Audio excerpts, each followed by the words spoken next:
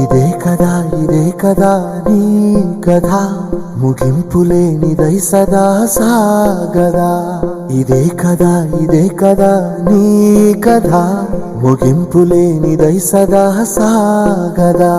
నీ కంటి రెప్పలంచున మనస్సు నిండి పొంగిన ఓ నీటి బిందువే కదా నువ్వెతుకుతున్న సంపద. ఒక్కొక్క జ్ఞాపకానికి 100 ఏళ్ల ఆయువుందిగా, ఇంకెన్ని ముందు వేచ